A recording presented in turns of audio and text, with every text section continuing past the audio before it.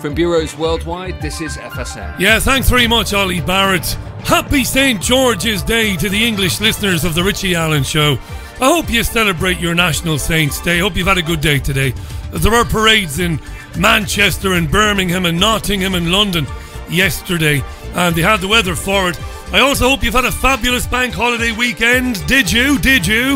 I certainly did. Thanks for asking. Good to be back with you. Your Richie Allen Show begins now.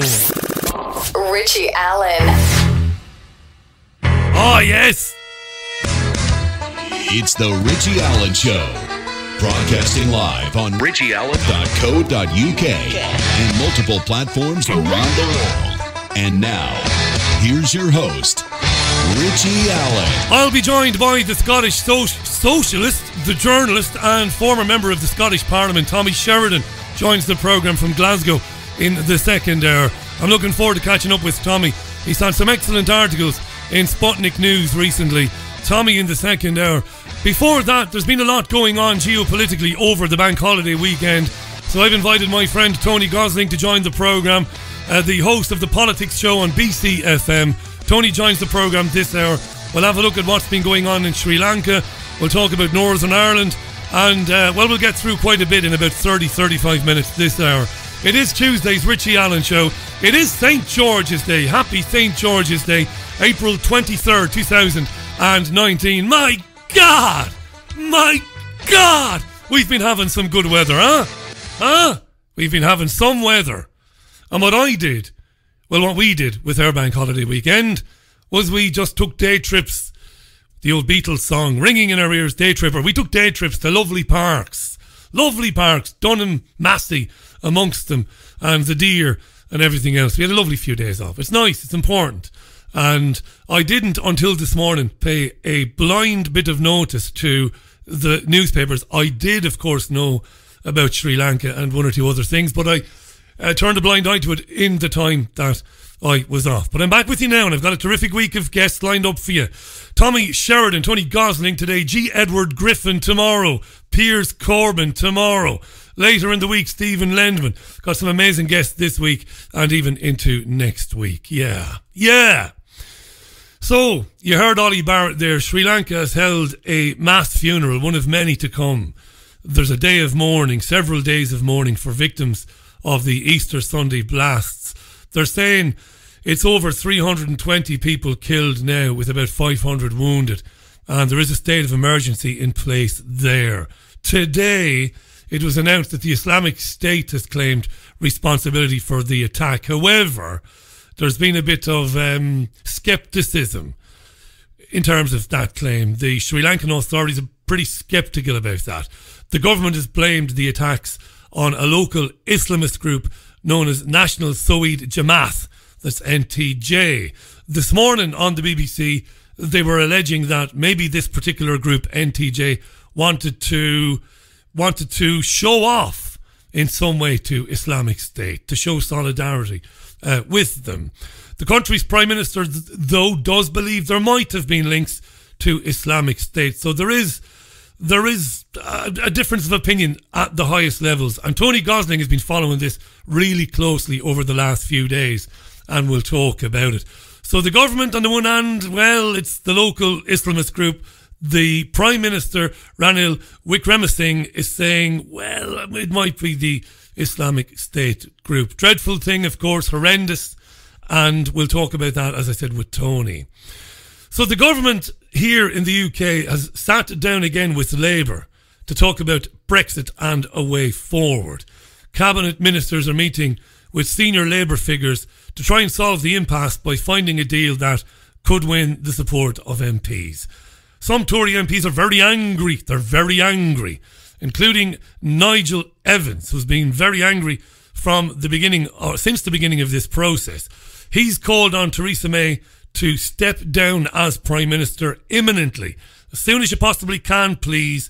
Here's Nigel Evans speaking to Sky News earlier. We know that she announced a few months ago that she wouldn't fight the next general election. And then she announced that she wouldn't actually go beyond stage one. Well, we don't know when stage one is going to be achieved because the date of Brexit kept being moved. It was going to be March the 29th. Then it got moved to April the 12th. And then the Prime Minister came to the House of Commons and said she could not countenance it going beyond June the 30th. And then she came back from Brussels and said, oh, by the way, it's October the 31st. And that could even be extended even further. Kay, we can't carry on going on like this. There has to be some sort of termination to this. We have to deliver what the people voted for. As the 1922 committee meets at 6 p.m. today, can they get rid of her? Theresa May is one of those people that no matter what situation you put them in, they look ridiculous. There were photographs over the weekend appearing on social media, weren't there, of her marshalling a road run. And she looked stupid. Maybe all politicians look stupid in social situations. So Change UK has launched its campaign for the EU parliamentary elections.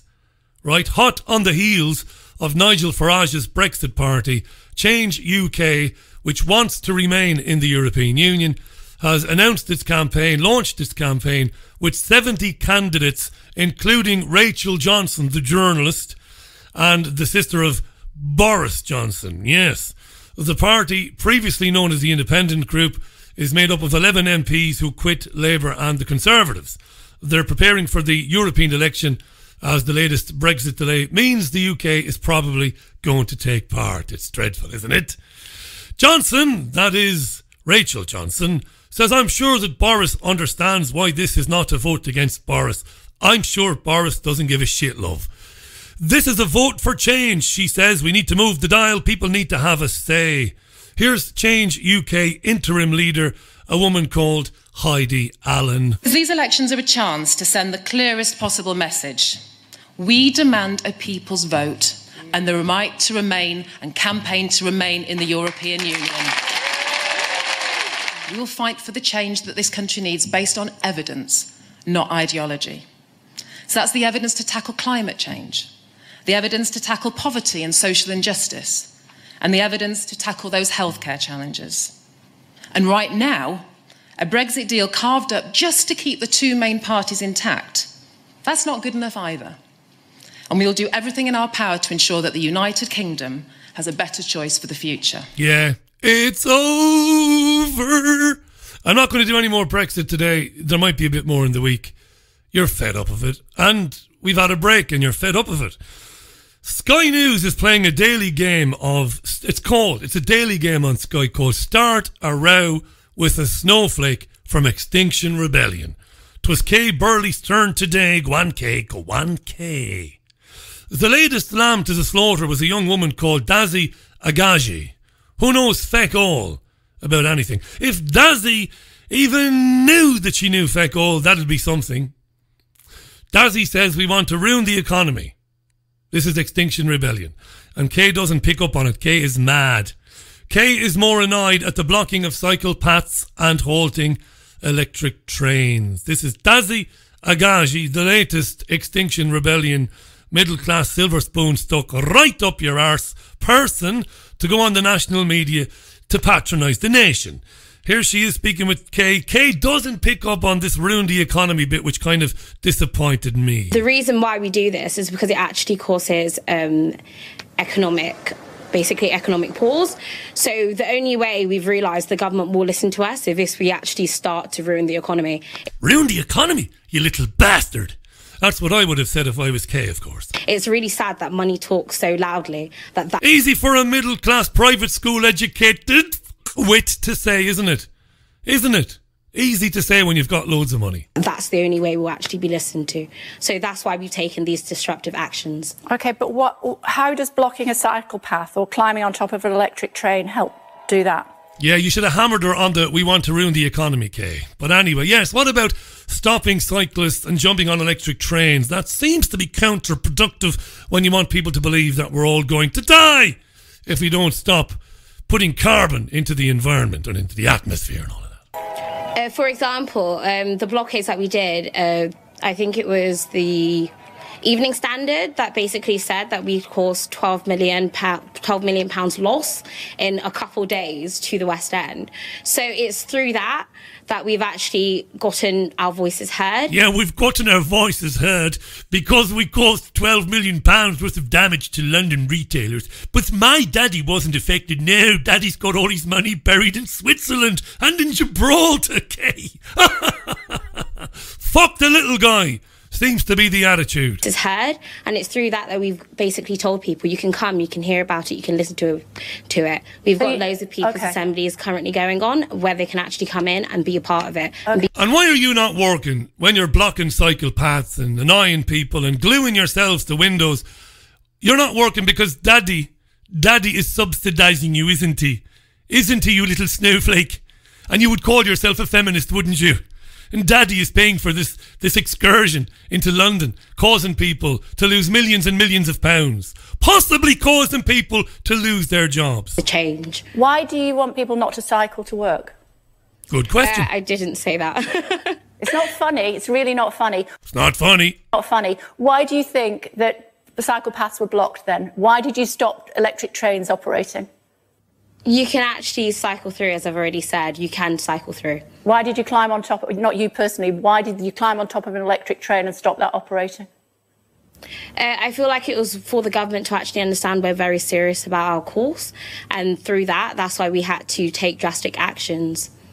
But an electric train doesn't impact on the environment like a diesel car, so why not? I feel like it was more of a symbolic action. Yeah, what a symbolic action in what way? Telling people that they shouldn't use an electric train? Clearly not. So it's not funny. It was a it's symbolic really not action. funny. Please try not to laugh because it's not funny. Don't laugh. You're really getting under Kay's. You're really getting up Kay's nose. Don't laugh. What was to be achieved by stopping people using electric vehicles? Would you allow me to talk? Go on. Thank you. Go on. Through this, I said it's a symbolic action because it's shown the government how serious we are. Yeah, how serious. Sloganeering it is. Talked about this last week, didn't I? They don't have anything to say because narcissistic, middle class, private school educated, daddy pays for everything, doesn't have any idea about carbon emissions, doesn't have any idea about climate and the things that affect climate, the things that change climate, hasn't a clue.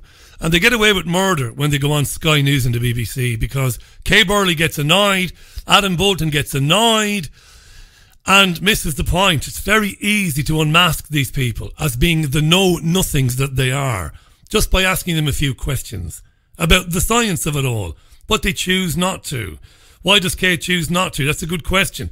Brendan O'Neill is the journalist with Spiked Online. He was on Sky News again last night with the journalist Yasmin Alibe Brown. Brendan O'Neill is not happy and he's been roundly criticised today for his comments. I just think these people come off like a millenarian cult. Yes, a millenarian cult. All they talk about is the end of the world, the hellfire that is going to consume the earth. Well, that's exactly what they're talking about. Our eco-sins that we will be punished for. Yeah, you can be blind and deaf. It's their future. Hold on, let me finish. This is a very religious-sounding movement.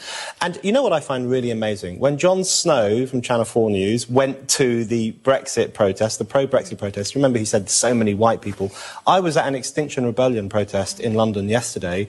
They were all white, and no one said that because these are seen as good, nice, middle-class white people, and therefore they don't have to be racialised in the way that the working-class Brexit protesters were.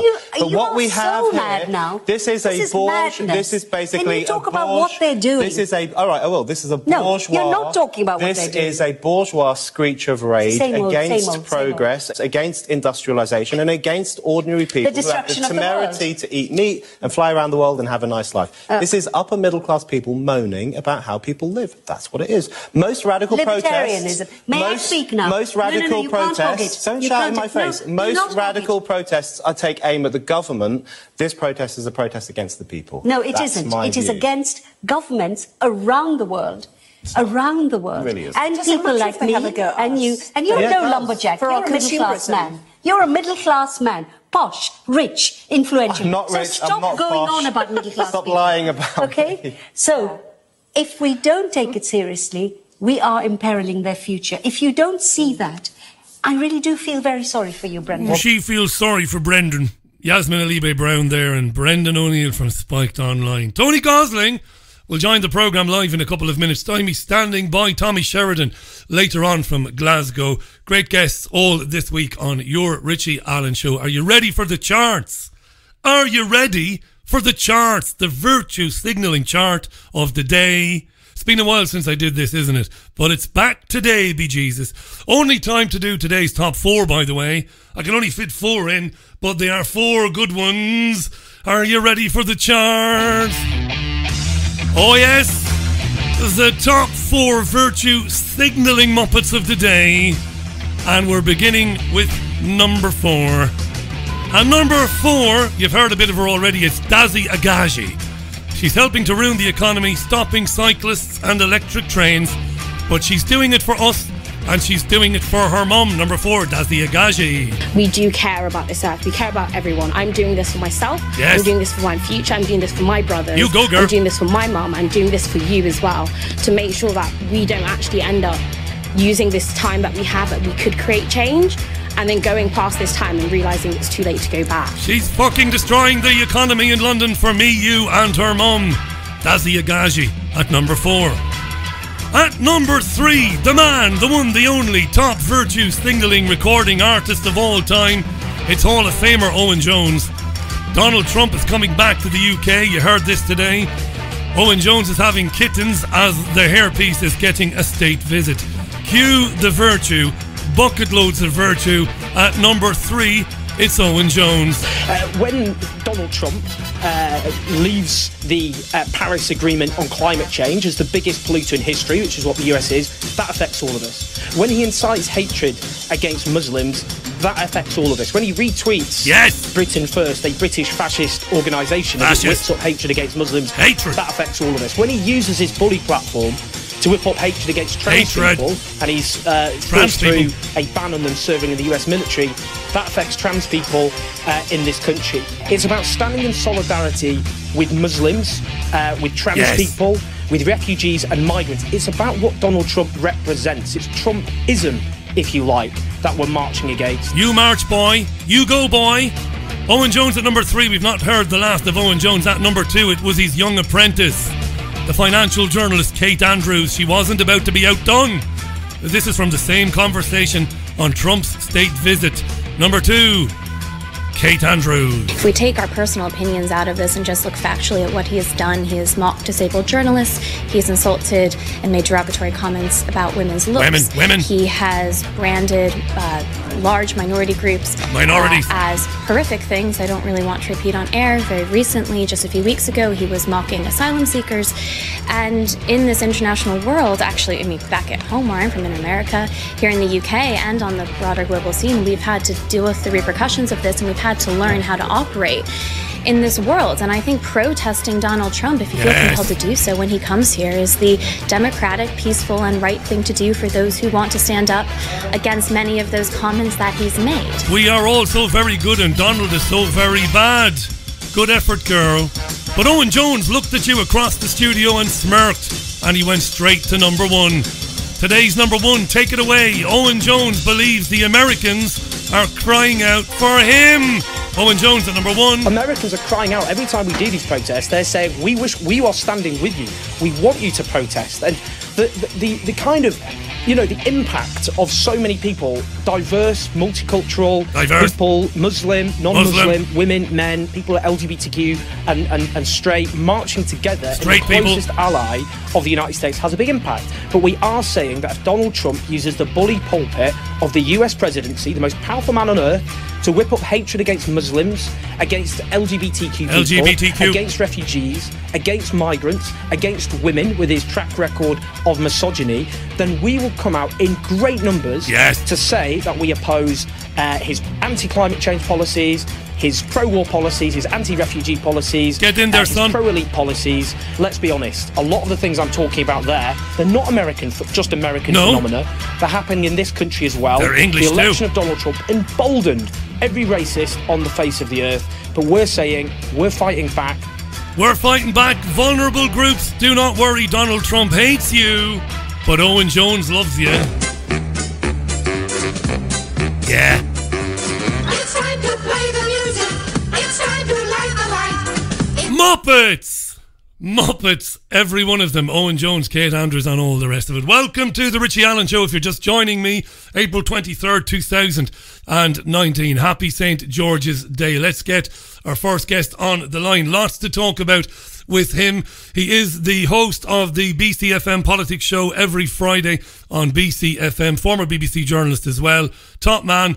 And lots to get into today. I want to just mention the biggest story, I suppose, of the day before we say hello to him, and that is that there seems to be a difference of opinion with respect to what or who was behind the bombings in Sri Lanka on Sunday. First mass funeral took place today of many, a day of mourning for the victims of the blasts in Sri Lanka. Over 320 people killed, 500 wounded as well, and a state of emergency is in effect right now to prevent further attacks. The Prime Minister of the country seems to think there might have been some link to Islamic State. The government itself thinks it's more likely the local Islamist group National Tawhid Jamaat, that's NTJ. Right. It's funny when I call Tony sometimes there are one or two problems, isn't it? It's generally Tony, isn't it? I don't know whether he's playing hard to get here, but I'm not finding it easy to connect to him at the moment. That's okay, it's not the end of the world. I can always take a tune. I'll give him a second there just to log on while I line up a tune. But I've had problems connecting to him before. I don't know what that is. Yes. I know there are conspiracy theorists amongst us who will say, well, there are dark forces working. There aren't dark forces working. Well, there are, but they're not working against me. I have no idea why he can't answer me. He is there. He just said hello to me. What's going on? I don't know. It's not funny. But we'll find out and we'll get on top of it and we'll get him on. We'll iron out the gremlins in the system. This is Europe's most listened to independent radio show, your Richie Allen Show, back and live after the bank holiday weekend. I'm in good form. Hope you are too. This is Simple Minds. Tony Gosling next. Thanks for joining me. There he is now. I don't know what it is with you, whether you play hard to get or whatever it is, but sometimes there's a connection issue. Anyway, we're live. I've given you the big intro. Tony, thanks for joining us today, mate. It's been a busy old weekend. You've been off for a bit because your show would have aired on Good Friday, so you're not back till Friday on the BCfm politics show. Let me just ask you this question straight off the bat. Horrendous attack in Sri Lanka on Easter Sunday, well in excess of 300 people dead, 500 wounded. There appears to be a difference of opinion between the Prime Minister of the country, Ranil Wickremesinghe,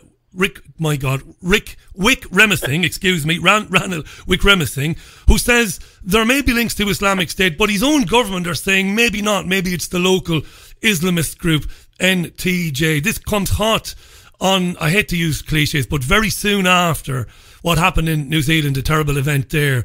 How are you reading this, Tony? What's happening? Well, it's even sooner after the fire at Notre Dame, of course. I mean, it's been a horrendous Easter. But, okay, so 321 so far dead in Sri Lanka, 45 of which are children. Now, this isn't mentioned very much in the mainstream media at all because, of course, there immediately questions are raised about what can possibly be achieved by any terror group killing children. What we saw with the idea of just killing young people was kind of introduced really with Anders Breivik in Norway, murdering a lot of very young sort of socialist left-wing people. The idea that killing young people is somehow going to get you any kind of sympathy or further any cause is obviously ridiculous. The claim that this is somehow connected with Christchurch, well, the Amaq news agency, which is where these so-called ISIS claims come from, by the way, with no evidence whatsoever, ISIS 2 days after just say, "Oh yeah, we did it," and I don't believe. I've heard, by the way, apparently genuine ISIS commanders in Syria saying we have nothing to do with Amaq news agency. I remember hearing that on the BBC about 5 years ago, where they were saying they disclaim anything to do with Amaq, and yet we still hear when Amaq announces something, literally just a few words pop up on an anonymous website that suddenly IS is claiming responsibility. So we need to be extremely careful about, saying yes, is the Islamic State is behind this. And of course, we all know that there are a lot of very powerful forces behind the Islamic State, including the UAE and Saudi Arabia and NATO, potentially too. Scott Bennett has exposed the financing of IS through Swiss banks like UBS by the West. So, you know, these sorts of claims need to be taken really with a pinch of salt. But with 321 dead, 45 children, we need to start using the sort of words that would be used in church on Easter Sunday, like evil. Those words should be used on attacks like this. I've also seen experts mentioning and making absolutely clear that there is nothing to be gained politically from these kinds of attacks. And therefore, it's very unlikely that this group over in Sri Lanka could have actually managed to do it. Previous attacks that they've been basically doing a bit of graffiti on Buddhist shrines, and suddenly they're doing all these sorts of terror attacks. So that's just a very quick, I would say, suggestion about. There is one thing definite is if these guys, this little terror group over in Sri Lanka have got anything to do with this, which to be honest I doubt actually, then they would have needed outside help. I just heard on the news them saying they had to have help from an international terror network. Well, that international terror network may be Al Qaeda, it may be IS. That to me means Western intelligence services gave them some help. Particularly when we have no evidence whatsoever. ISIS is not giving any evidence to say that it was actually us. If it was, then like Rita Katz, Pamela Geller, and the site intelligence agency, literally immediately after the attacks, saying that this was the Islamic State on their own websites. Now, Rita Katz is a former Mossad agent, or former Israeli intelligence agent, and when somebody like this comes out with evidence so fast, which apparently it shows that they know a hell of a lot about these attacks, then either you've got two possibilities. Either the Israeli intelligence services are the best in the world, which some people say they are, or they are the perpetrators of the attacks, and that's why they know so much about them. So we need to be, I think, really careful about just pointing the finger at Islamists and say, of course, yes, this is just retribution for Christchurch.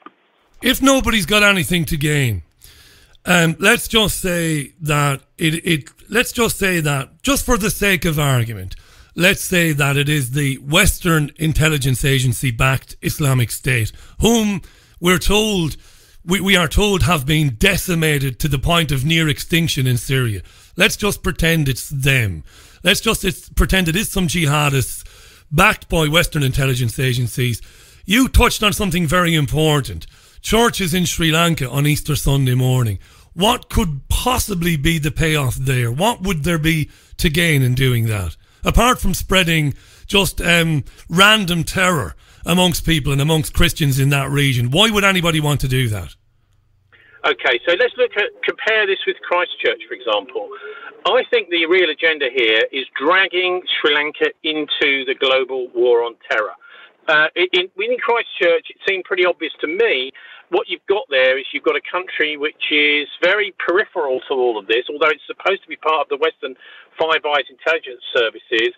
New Zealand really wants nothing to do with the war on terror. Many of the senior officials in New Zealand don't believe in it, don't believe the narrative that we're fed by the mainstream press over here, and they want to stay as far away from it as possible. But a big terror attack like that, what that starts to do is it forces them to get involved. And this, I think, is the same sort of thing going on here in Sri Lanka.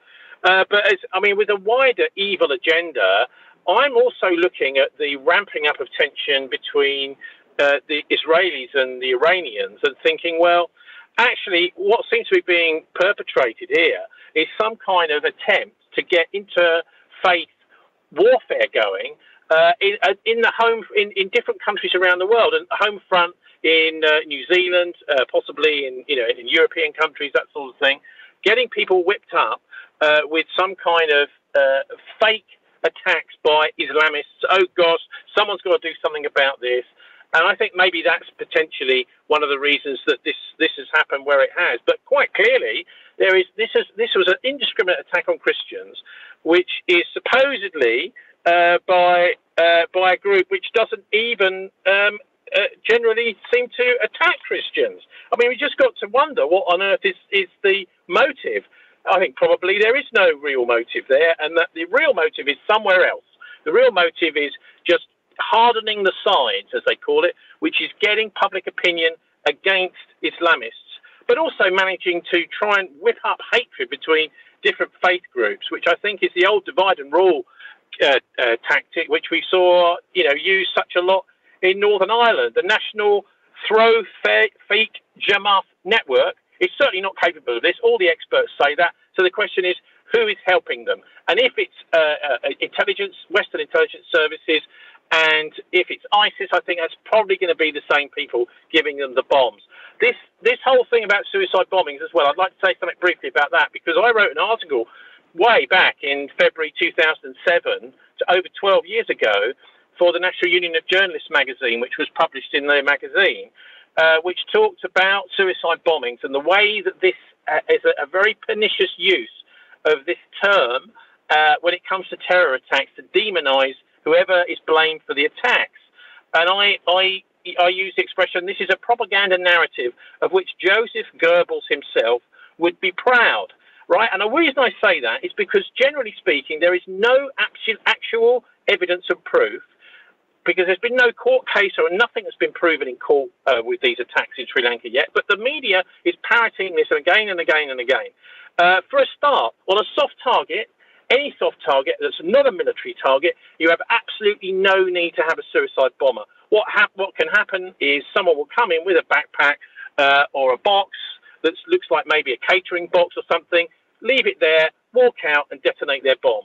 This is absolutely unconvincing that, to me, that somebody would give their life away for a bomb attack on a soft target. Completely unnecessary. If you're talking about something like the Beirut barracks bombing back in the 1980s, you've got two guys who drove right into the middle of the US barracks in Lebanon and killed something like 250 soldiers. Yes, a suicide bomber is necessary for that sort of operation. And by the way, that wasn't a terrorist attack. It was a military operation against the American occupying army in Lebanon. So there's no need for a suicide bomber on a soft target. Absolutely pointless. The other thing is these backpack bombs can very simply be given to somebody who thinks there may be carrying drugs and detonated remotely. And finally, the one that nobody ever seems to think about is that nowadays we have drones with Hellfire missiles. We have high altitude flying aircraft with Hellfire missiles who can fire a missile, and that then causes an explosion. Nobody knows where the explosion comes from, but the local police are primed maybe to say, well, this is a suicide bomber. And that just gets repeated all the way around the world. That exact thing happened in Iraq several times, where a helicopter had fired a missile, and the story got out around the world, oh, it's a suicide bomber, and the local people said, no, it wasn't, it was fired from a helicopter. So these are the sorts of questions that journalists need to ask, but none of them are asking. No, they used to do. Well, they used to ask those questions on commercial and national media, but they don't ask them anymore. I'm very interested in what you've had to say there about that. It definitely intrigues me. Religious wars to harden people, to harden more Christians in the West against Muslims in preparation for movement against Iran. Maybe you didn't say that.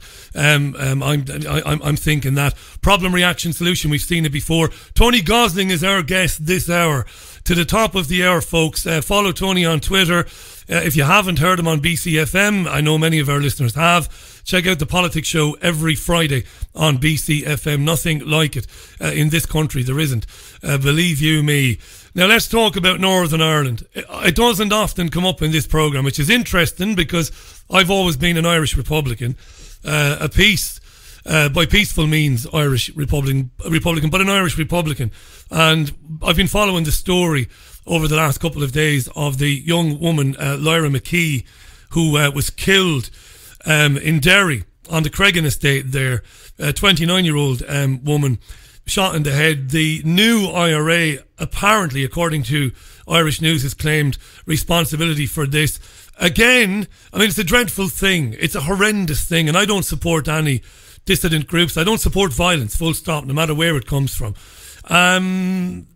You've been looking at this, and we're getting from the BBC there was a riot, and it was in Derry. There was rioting, dissident Republicans, and some arsehole fired at people or in the general direction of people and killed this young woman who does not deserve it, should not be dead. It's a disgraceful thing.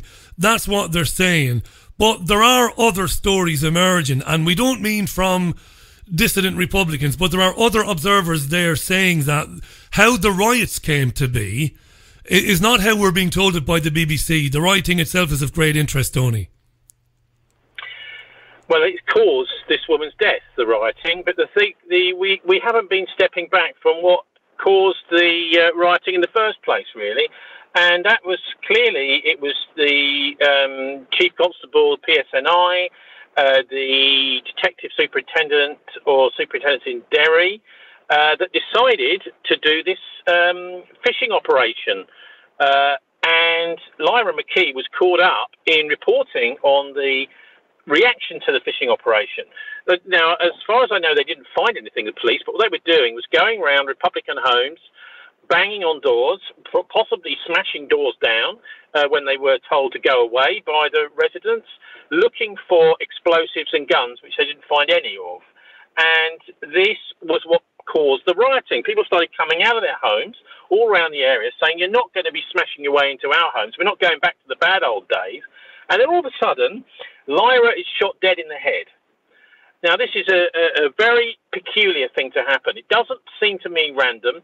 We're told it was done by a pistol. I would suggest it was almost certainly deliberate and done with a rifle. So I think that needs to be looked in by somebody, obviously not the PSNI, because they are implicated in causing this riot in the first place by their sectarian attempts to... I mean, this is a provocation. Going round houses of one political group and smashing your way in or going searching homes. This is the sort of thing we see the Israelis doing to the Palestinians and the sort of thing we saw during the Troubles. But it shouldn't be happening if there's any kind of real law and order in Northern Ireland. Hang on, let me jump in. I have to jump in there, and you know this. You would jump in as well. Let me jump in. Go for it, yeah. What about the PSNI saying, well, hang on a second, if we get intelligence that there are firearms or explosives being hidden in certain houses, we must follow up on that intelligence. We know that people are not going to just open the doors and say, oh, constable, please come on in here. They're going to say to PSNI, we're doing our bloody job. And they will say, Tony Gosling, when we get information that there are explosives and firearms in the houses of known loyalist agitators, we would go and do the same things there. They might say that to you right now. Good point, good question, but they were wrong, weren't they? There were no guns, there were no explosives in these homes. Where did this intelligence come from? Was it from Rita Katz and the Site Intelligence Agency? Somewhere, mysterious, somebody somewhere decided to feed them fake intelligence. So those people who were responsible for those riots should now have resigned. They should be going onto the television and they should say, right, well, we caused that riot and we caused that woman's death, so we're going to resign. We're going to be honourable police. We're going to let somebody who's more competent take over. But, of course, they're not doing that. We've got DS Jason Murphy, who's probably one of the people who was involved in Derry with the decision to have these fishing operations, now leading the investigation into who's done it. So he's kind of been given a platform, really, to say exactly what he wants to. I don't like this kind of thing where the police are considered always to be in the right. They're clearly not in the right in this particular case. Let me ask you a quick question. Sorry, Tony. Yep. What should the police do about these dissident loyalist and Republican factions who don't seem to have the support of the wider nationalist or the wider loyalist community? So you've got these splinter groups, the new IRA, the real IRA. You've got these loyalist factions that are still active as well. When they hear that these people are doing stuff and they're moving weapons, what in the name of Jesus are the police supposed to do in that instance? Well, okay, number one is you've got to catch them red-handed if you're going to take them to court. I think we all know that, don't we? If you're going to do a raid and you have actually only got flimsy intelligence, you shouldn't be doing the raid. You need to have good enough intelligence, that is to say human intelligence, possibly surveillance intelligence, that sort of thing, that when you swoop, you get the criminals, you get the evidence, and they haven't here, and they haven't stopped when they went into someone's house and didn't find anything, they then started going to more and more houses trying to find they were stuff. desperate, So yeah. this is sectarian policing, and the sort of stuff that we need to make sure never happens anywhere, particularly as we know it's a powder keg in Northern Ireland. But it's a provocation. I think those raids were a provocation, Richie, the same sort of provocation that we saw back in the 1970s that actually kicked off the troubles in the first place. And that's why I think those guys need to resign. They need to resign now. Here's a question, though. Here's another question. They have admitted killing Lyra McKee. So, Tony, by admitting that they murdered this young woman, they've admitted this now. Let's put our conspiracy theories to one side. They've admitted this. Yeah. By admitting it, they've negated any criticism of the conduct of the PSNI whatsoever. They shot a woman in the head who's there to observe. How can anybody? I'm not saying you are. You would never justify anything like that. But surely that supersedes or overrides what the police did. That's disgraceful. They've admitted it. Up on some website now, is it? Who is the new IRA? Who has created this organisation? Who has steered it? Is it been steered by intelligence services, as we now know, through collusion in Northern Ireland during the Troubles? That MI5 were deeply involved, the Army intelligence were deeply involved in steering these organisations, and we know, and we've just heard all this stuff from Sri Lanka about the potential for having interreligious warfare being deliberately perpetrated. So I think if we're going to be asking questions about the new IRA and them being behind this, we can ask exactly the same questions as we've heard about Rita Katz and about the IS claiming this attack over in Ceylon or Sri Lanka.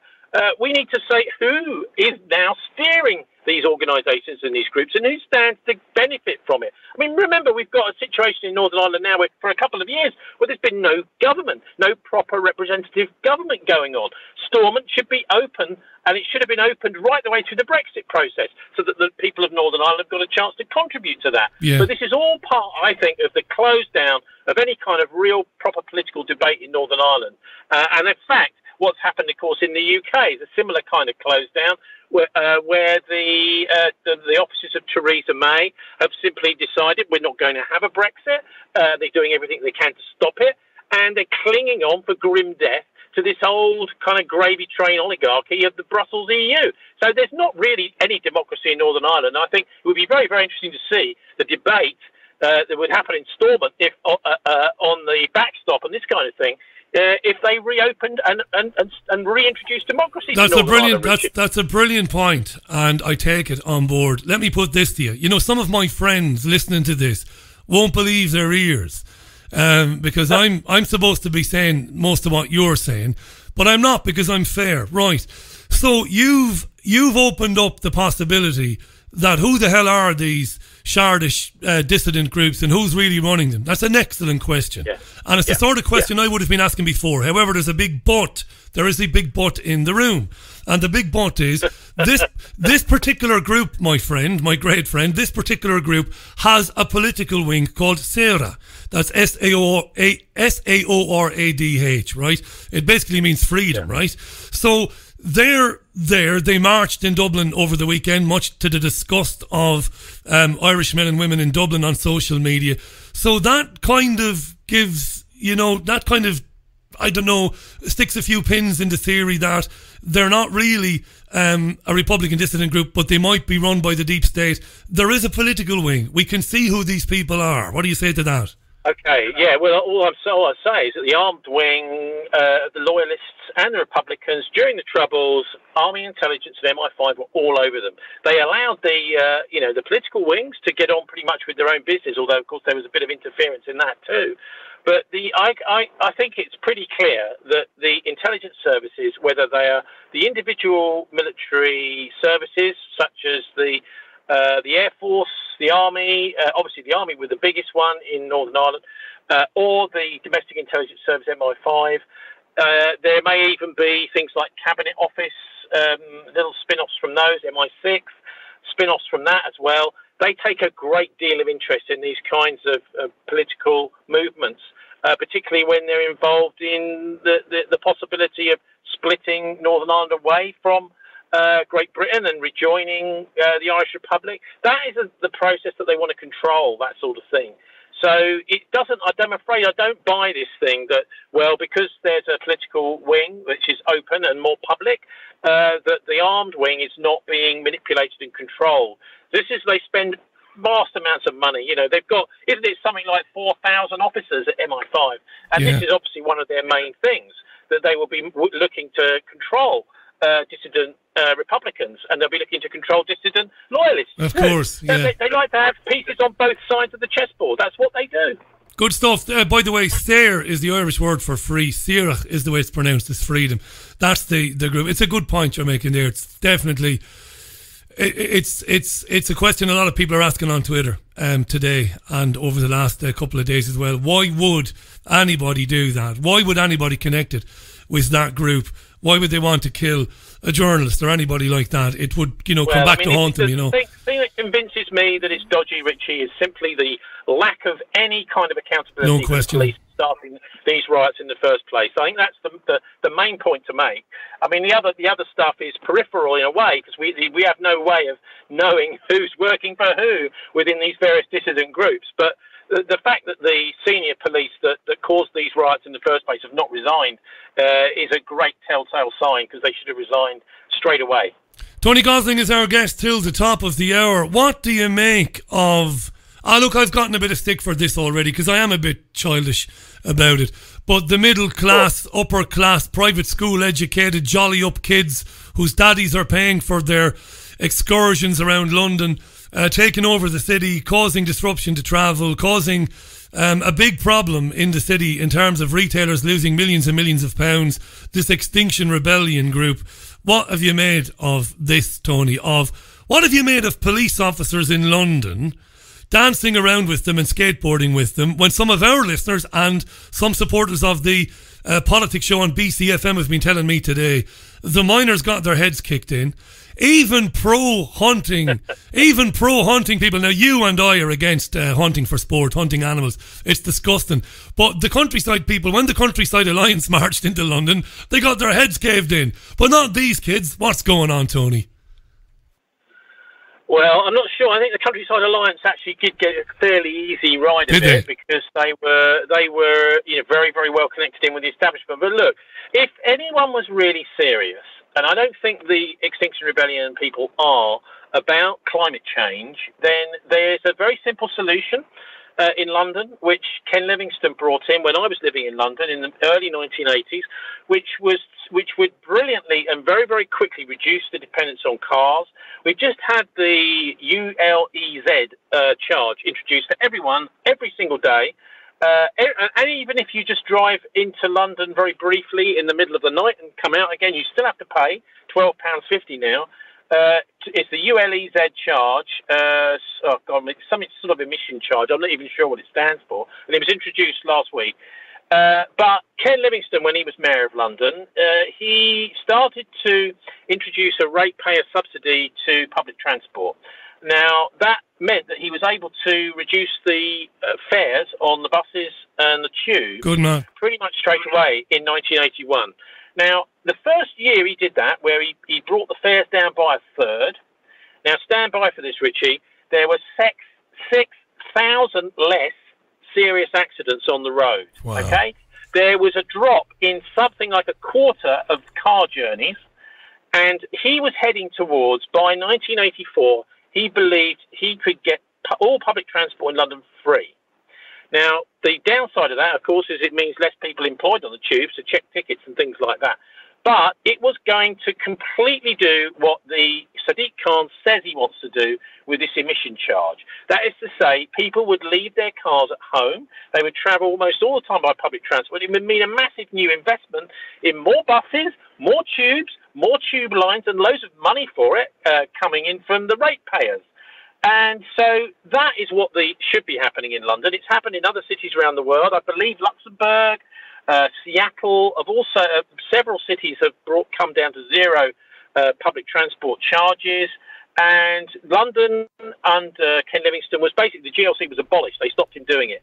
Sadiq Khan has brought in this incredible tax, which actually penalises poor people. He says he's Labour. He's not. He's just a robot controlled of the New World Order, if you want to call it that. He's basically putting taxes on poor people, can you believe? So if you have to this is a help to sell new car scheme that he's introduced. Buy a £20,000 car, a brand new one, and you don't have to pay this charge. But if you've got a 5-year-old diesel or a 10-year-old petrol car, you have to pay the £12.50.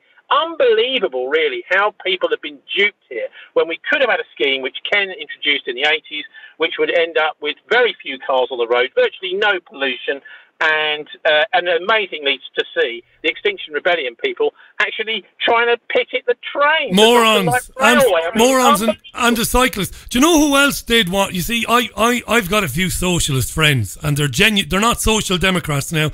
They're genuine socialists. And one of my great socialist friends, Michael Cohen, who's around the corner from me, Michael, he told me that David Blunkett did the same thing when he was at Sheffield, when he was a Sheffield councillor many years ago. He stopped all that. Yeah, he tried to, yeah. And nearly did, and failed because, again, he ran up against the same problems. I think he brought the fares down to something like 3 pence. Yeah, that's it. Him, you know? Listen, I'm not in favour of all the cars coming off the road because I want us to have that bit of freedom from the state. But at the same time, these initiatives you described there, the Livingston one and what Blunkett was trying to do, they're brilliant. But I'm so glad you brought up Khan. He's vile, Khan, isn't he? He's sick. I mean, you can tell by looking at him he's sick, Sadiq Khan, you know. Well, he's running basically a gangster racketeering shop with taxing poor people, and yet he's supposed to be working for the Labour Party. How he can stand up in public, he's just talking about, we've got to find some way of stopping pollution. Well, why don't you have a word with Ken, Sadiq? Or else you're just going to tax poor people. That's exactly why they elected you, isn't it? And it just shows how far away we are from any kind of democracy in London. Or anywhere else. Now, on that, I'm not letting you away with the question I asked you earlier on. I'm not letting you away with it. You didn't answer it. What do we do? Do we tell these kids to get the feck home? And if they don't, we bulldoze them off the streets. What do we do? I'm all for getting water cannons and just blasting them off the roads. The older you get, the more right wing you become. That's what they tell me anyway. No, I don't. Well, I don't agree with that. No, I think it's. I don't mean that. I don't mean that either. An absolute right to protest. And I think, in a way, the police can see. Many of the police looking at this that things are getting out of control with the number of cars on the roads. Now, I wouldn't say the solution that the XR people are coming up with is the best one. In fact, to a large extent, what they're saying is, look, we don't know really what to do, but we want our politicians to do something. Now, of course, the problem with that is if they haven't got any real analysis, is that some lobby takes over, like the ULEZ, the emission charge lobby, which will really only benefit the racketeers and companies like Capita, who will run that sort of service. And so they leave a big gap in policy, which is usually filled by some racket or other racket. So they need to be. I mean, the other thing which was absolutely ridiculous was picketing Jeremy Corbyn. Oh, what do you do? Yeah. He's been pushing for some reduction in the number of cars in London. And so what on earth are they doing picketing his house? It just seems they haven't actually thought through what they're doing. And they're kind of blundering around. But you know what? I really do believe in the right to block the streets, to protest, a peaceful protest. I have absolutely no problem with that. And I don't believe in the sort of way that the Chinese and many of these totalitarian countries around the world deal with it, which is just by rounding people up, locking them up and shooting them. I agree, by the way. They're making an important point, but they haven't thought through what the answers should be. They shouldn't be locked up, and I certainly wouldn't bulldoze them or hose them off the streets. I jest when I say that. However, there is nothing peaceful about it when they're preventing people going about their daily business. Number one, and when they're costing millions of pounds to ordinary businessmen and women. That's not peaceful. That's terrorism, it could be argued. No, it isn't. No, it's not terrorism, that's for sure. Look, it's eco-terrorism. Just by forcing people to either sit in a traffic jam or find it's more difficult to get to work. You know what? For a lot of people, they don't care. They just turn up and they tell the boss, oh, it took me a bit longer today. In fact, some people might even have decided to have a bit of a break in the park, enjoy the sun, and turn up for late for work anyway, and say, oh, it was the XR protesters in the way, you know. So I don't buy that as terrorism. I just think that's the sort of thing you have to put up with in any free and democratic society. You know, it could be any kind of protest that's going on, and I wish it was a bit more of a protest against the war on terror generally, of course, and the security state, the police state that's being introduced, and the surveillance state, that sort of thing. I'd like to see a bit more protest against that. But well, here's an argument for you. Here's an argument for you, my friend. A number of your followers and my followers are saying, well, hang on a second now, Gosling, they're saying on Twitter, yellow vest protests have been attempted in this country and they've been shut down violently with a complete news blackout, number one. And number two, there is a deep state agenda to push this climate hoax. CO2 is not driving climate on this planet. We are dirtying the planet.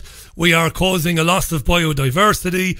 We are poisoning the oceans. There's no two ways about that. That's serious. But what these little middle class, little private school educated, I'm not going to continue because I'll start swearing. What they're saying is that CO2, we're all going to be dead in 50 years. It's nonsense, in my opinion. There's no evidence to support it. So what about the yellow vest protest to get shut down? And yet these kids can just do whatever they want. Yeah. We've had some yellow vest protests in Somerset, not very well attended. It wasn't shut down violently or anything by the police. It was just not very well organised. Obviously, you know, we've got a lot to learn from the French. They're doing an amazing job, but there isn't such a powerful left-wing socialist kind of movement. You know why? That's because most of what used to be militant, the socialist workers, etc., has been infiltrated by MI5 very successfully.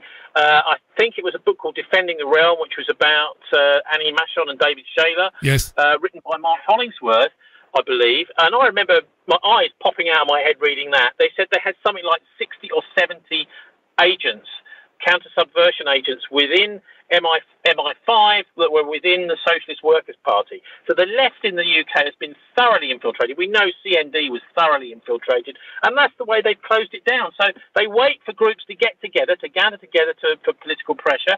They infiltrate them. They set people against each other. They create fissures in these groups, and then they close them down. That's basically the way they do it. So that's, I think, more concerning is the security state, really. And if people want to go out and protest against too many cars, which is effectively what they're doing, I mean, I don't really agree with them protesting at all against public transport. That just seems ridiculous.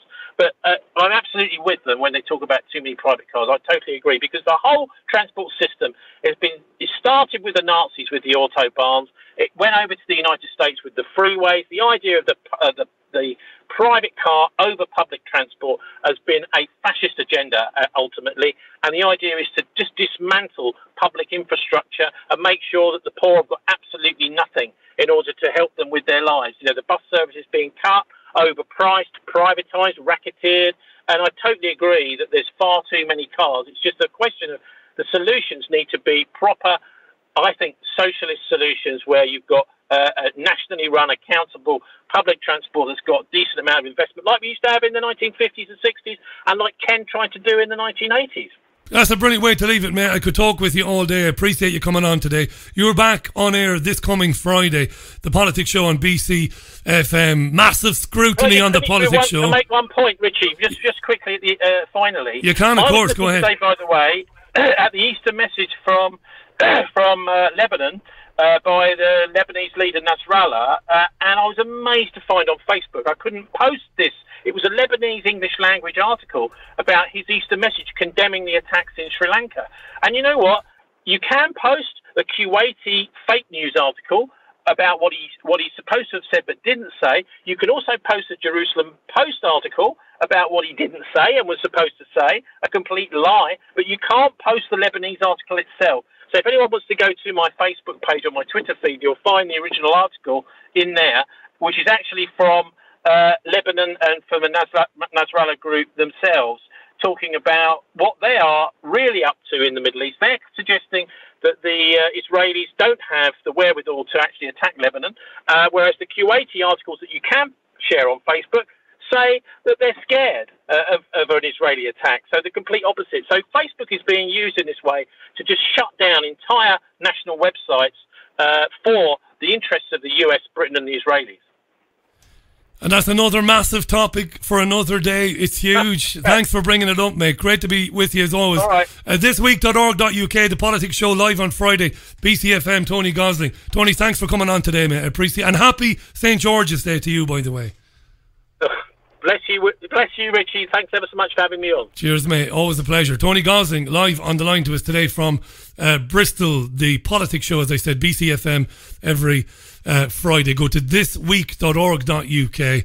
Tony's got a brilliant website as well called bilderberg.org, and it is I suppose it's the go-to resource online if you want to learn about the Bilderberg group, the origin of Bilderberg, who's been at it over the years, who's been at it recently, what came out of it, and all the rest of it. Very interesting stuff. 3 minutes past 6 it is on Tuesday, April 23rd, 2019. St. George's Day, big day yesterday in Manchester and in Birmingham and elsewhere around the country.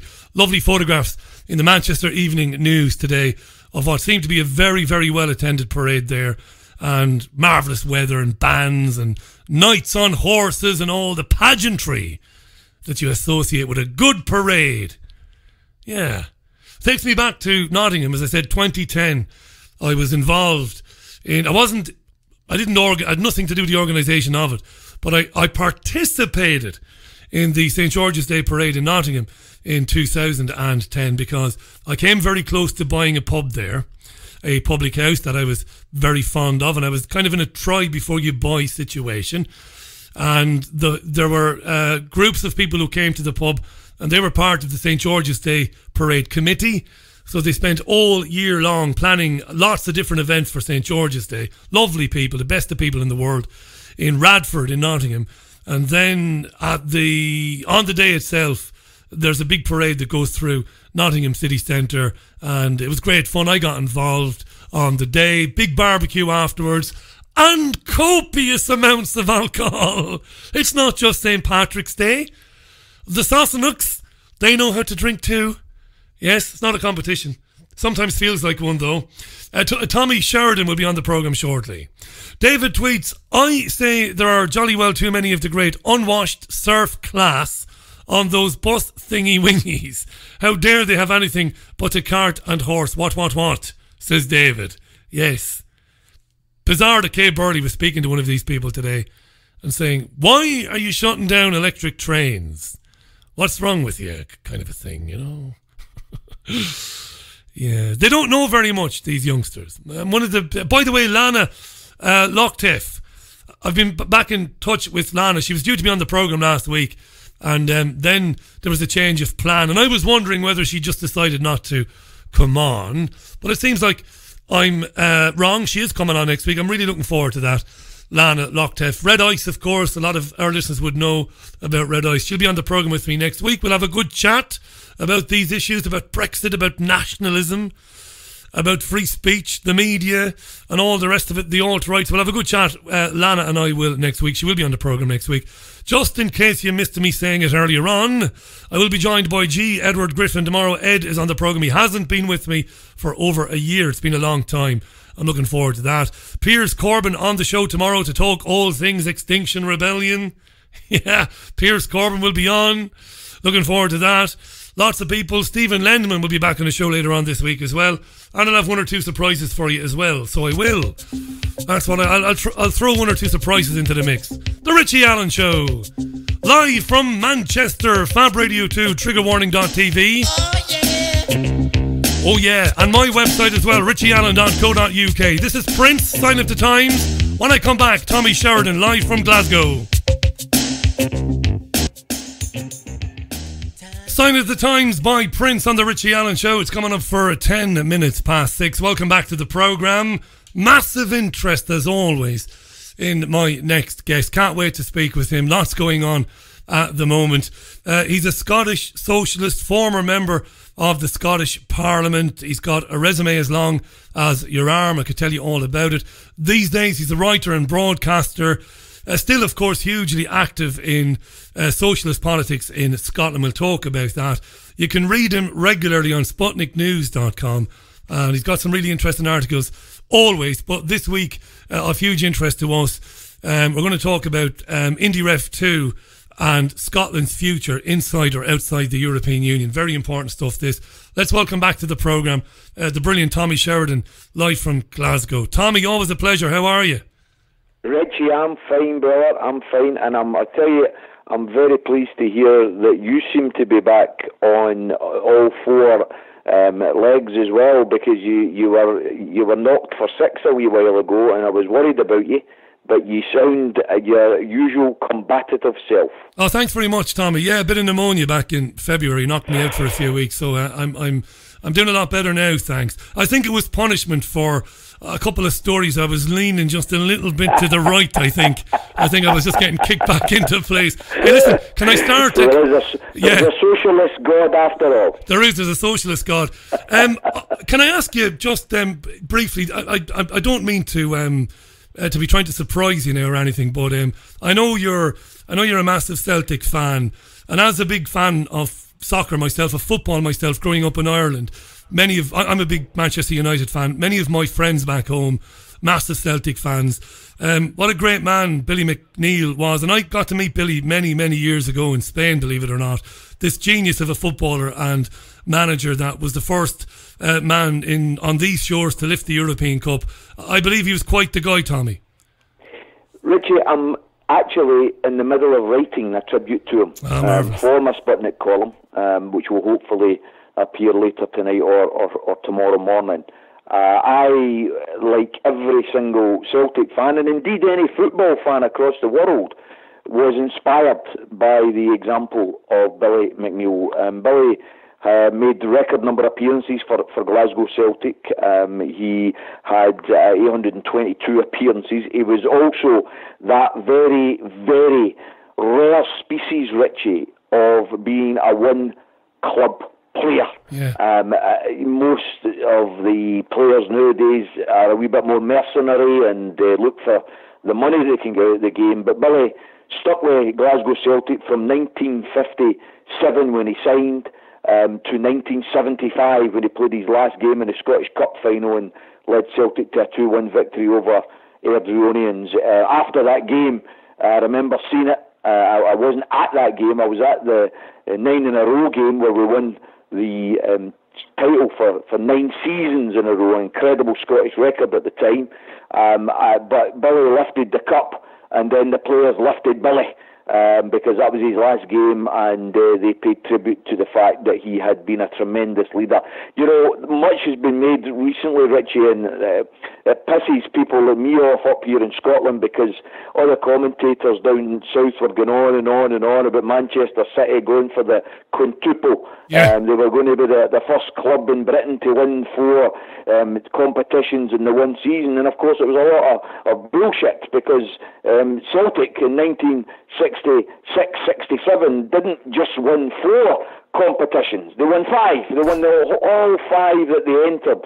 They won the League Cup, Scottish Cup, League, Glasgow Cup, and of course the first British club ever to win the European Cup, all captained by Billy McNeill. So you're absolutely right to mention him, Richie. Billy McNeill was a living legend.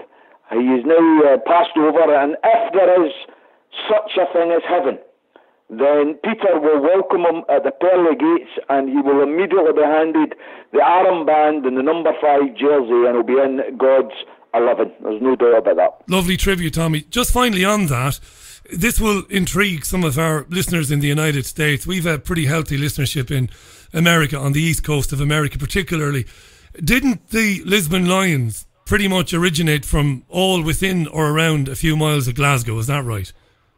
The Lisbon Lions, the nickname that was given to the Glasgow Celtic team that won the European Cup, the remarkable thing is they all lived within a 30-mile radius of Glasgow.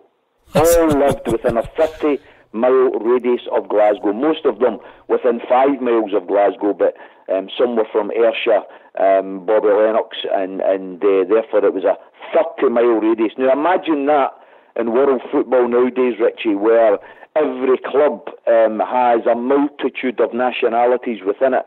Glasgow Celtic, 30-mile radius of Glasgow, every one of them Scotsmen, and the first British team to win the European Cup. Much is made, obviously, of Manchester United and the Busby Babes of '68, who went on to win the Cup, but Celtic were the first team to win it. Against, remember, the absolutely mighty Italian giants of Inter Milan. In those days, they were imperious, and Celtic went out and played them off the park. And amazingly still... By the way, sorry Richie, just one more thing to mention. The 1967 European Cup final was played on May 25th, 1967 in the Estadio Nacional Stadium in Lisbon. The Scottish Cup final this year is getting played on May 25th, Celtic versus Hearts. Celtic will be going for another record, and that is a treble. They won the double treble, they're now going for a treble, and I think clearly that cup final's got to be known as the Billy McNeill Cup final. No doubt about it, Tommy. Thanks for that. That's lovely to hear that, as one football man to another. Your piece on Scotland's future inside or outside the European Union is excellent. I don't say it's excellent because I agree with it. I'm not that shallow. I like a lot of things I read that, would take contrary positions to the positions I hold. It's excellent, and it's got me thinking, do I get from your excellent piece in Sputnik News that there is a real debate raging on the left in Scotland about, well, if we do get independence, as we have the right to try for again, what do we do then? Do we stay in? Do we stay out? It sounds like, or it rings through your piece that debate is raging now, Tommy. Is that right? Richie, there is an ongoing debate within the independence movement, and I have to definitely, with caution, make this point. There are many, many major issues which are going to face an independent Scotland. Issues like, should we remain members of NATO? Yeah. Issues like, should we have a monarchy? Issues like, should we adopt a new currency? Issues like, should we be in the European Union? And all of those issues, Richie, are huge to me. I mean, they're important issues about the type of society we want to live in. Obviously, as a socialist, I want a modern democratic republic. I don't want any monarchy. I don't want to be a member of NATO. We're all united in our rejection of nuclear weapons, so why would you be part of a nuclear alliance? It's just ridiculous. However, and this is the rub, this is the cautionary point, I think those questions, important as they are, will not be decided before independence. They will be decided after independence. And the truth of the matter is, we can fall out about these matters before independence. We can argue, debate, discuss. It is all hot air. Because until we get our independence, doesn't matter what Scotland thinks.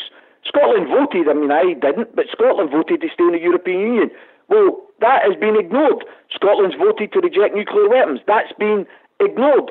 Scotland all the time is ignored in political terms. We've never voted for a Tory government since 1955, for God's sake. Yeah. And we've had about 7 Tory governments. So from that point of view, Richie, although it's important that markers are laid down, I think it's important the SNP, which are the de facto leaders of the independence movement politically, they need to know that not everybody who supports independence is in love as much as the SNP appears to be with the European Union. Up until, by the way, Richie, a lot of your listeners might not know this, but up until the early 80s, the SNP was for withdrawal from the European Union. The SNP was not wanting to be a member of the European Union.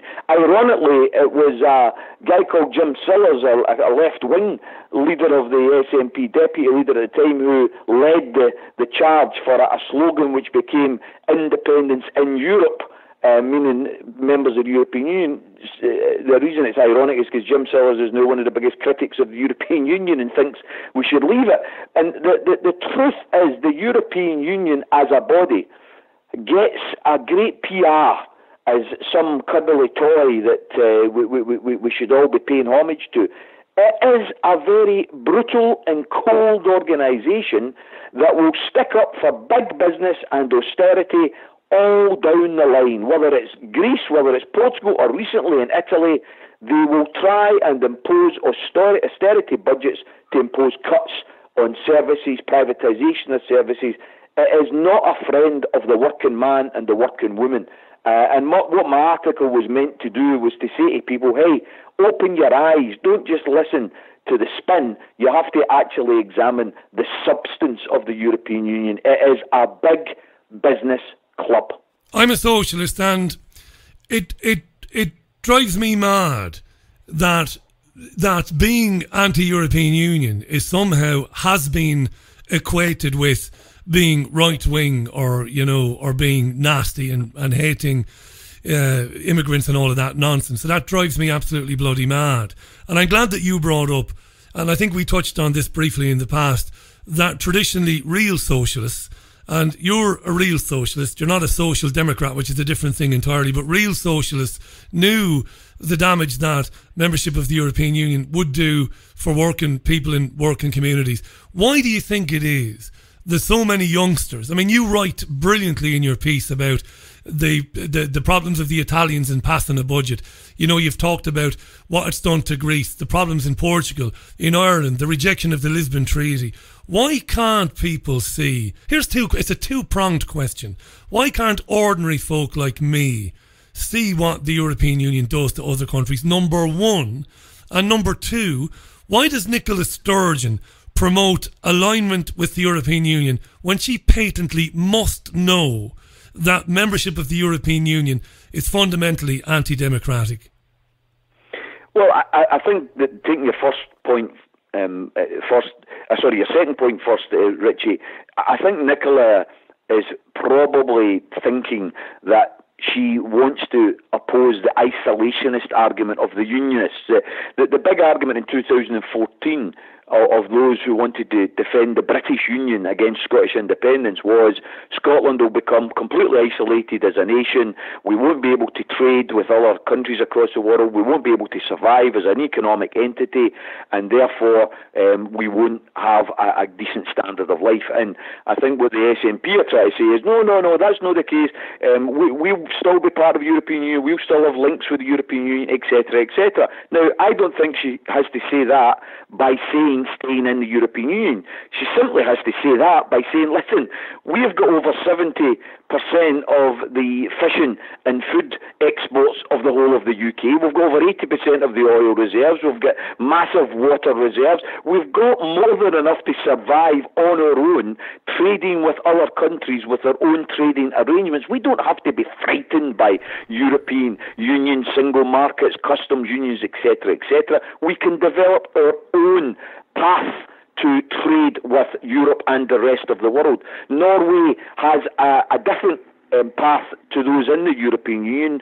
Norway isn't a member, but it still has a trading deal that allows it to pass its own budgets without interference by the European Union. I don't want the European Union to turn round to an independent Scotland and say you're going to double the pensions that you're paying your pensioners. You say you're going to introduce a realistic living wage that means that workers who are working don't have to claim benefits to make ends meet. Well, we think that's going to lead to too much of a deficit. It's going to go over the 3% debt to GDP ratio. Therefore, we're not allowing you to do it. Yeah. Not allowing us to do it. For goodness sakes, Richie, how dare a group of people, unelected, unaccountable, sitting in Brussels, turn around to any sovereign nation across Europe and say, see that budget that you fought for and you stood for election for? Well, we know the people voted for you to implement it. We're now not letting you implement it. That's no democracy, mate. That is utter nonsense. It has to be opposed and it has to be pointed out. That's totalitarianship. That was why people liked Tony Benn. For goodness sakes, Tony Benn is probably one of the best socialists that Britain's ever known. Certainly someone who would never be accused of being racist or being jingoistic or chauvinistic. Tony believed in humanity. Tony believed in welcoming people from all across the world to come and live and work in the British Isles. Tony Benn was implacably opposed to the European Union and believed that we should leave the European Union. Similarly, Bob Crow, the RMT trade union leader, who was a very combative socialist, someone who you could never suggest was anything other than a left-winger. So there is a very Richie, if you excuse the pun, there is a very rich vein of socialist opposition to the European Union. The sad thing is, mate, as you know and I know, the sad thing is the media aren't interested in the rational and socialist debate and argument against the European Union. They're much more interested in promoting racists like Nigel Farage and others like him, who want to blame immigrants for every problem in Britain, as if immigrants cause poverty, immigrants cause shortage of housing, immigrants cause shortages in the health service, when the truth is immigrants contribute more to society than they take out of society. That's just a fact. And you and me, you've got an Irish accent, I've got Irish ancestors, we're bloody immigrants as well. Yeah. Scotland is a nation of immigrants, so I don't have a problem with immigration at all. What I have a problem with is businesses that don't pay their bloody taxes and billionaires who try and exploit the poor in order to become even richer. Yeah, exotic tax shelters in far-flung corners of the earth. I agree with that. Now, he's not here to defend himself, and I'm certainly no supporter of his or of any other politician.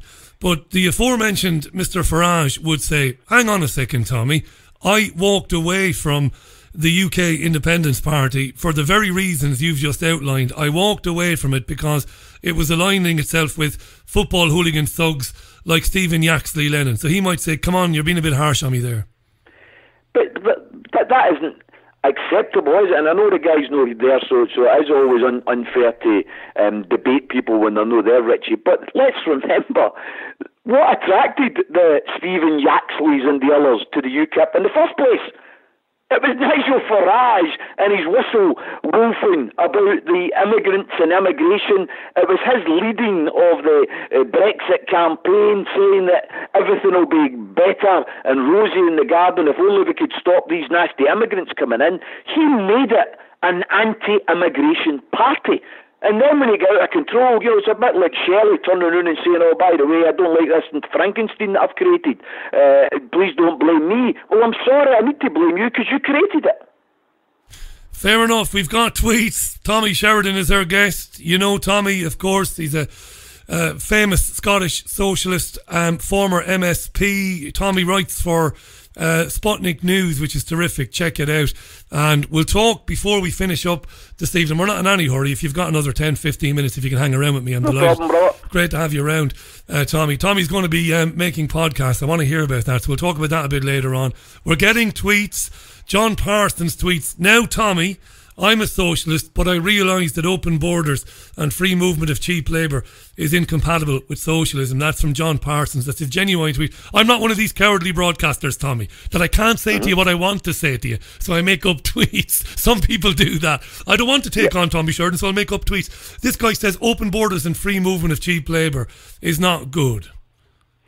But see, I disagree with the fundamental point that John's making there. You see, free movement of cheap labour.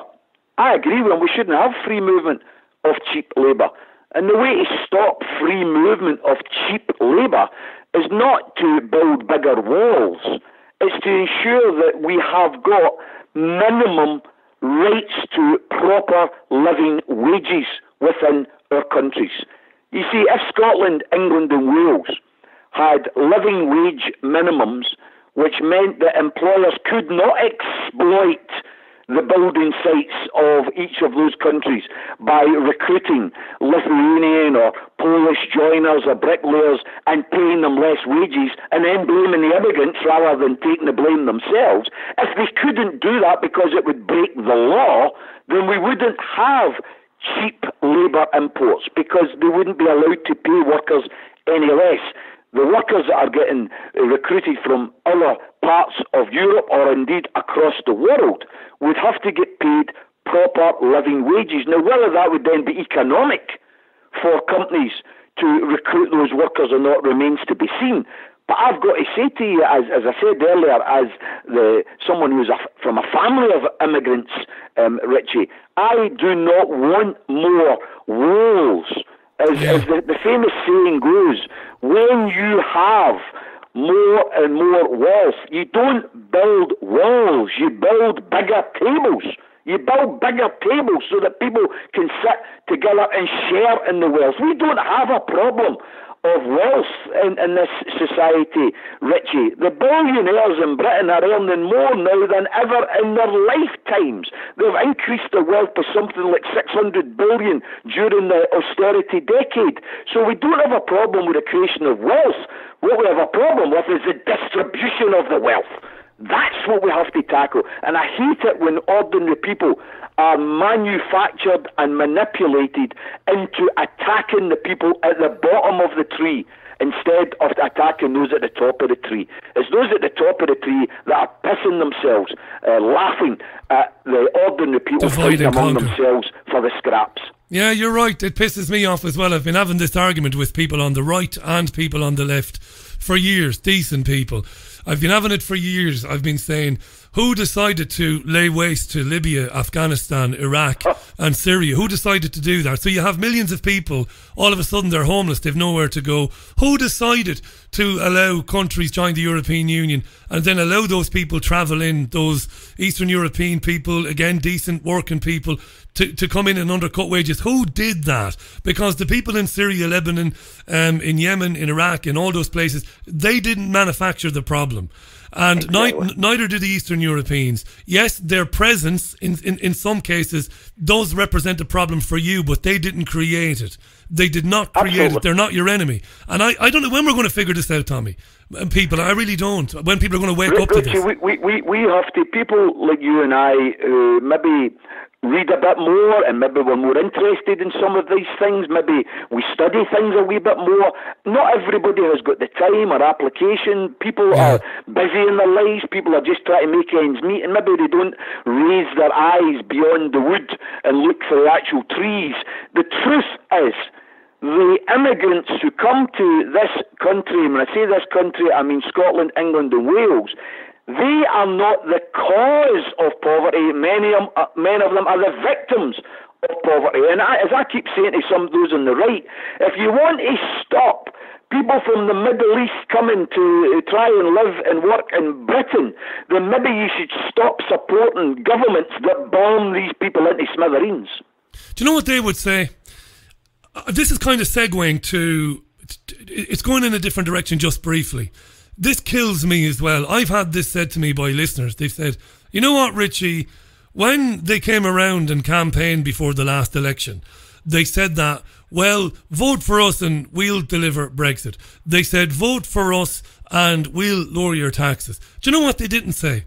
They didn't say, Richie, vote for us and we'll give £1 billion worth of weapons for the Saudis to destroy Yemen with. That's what they'll say.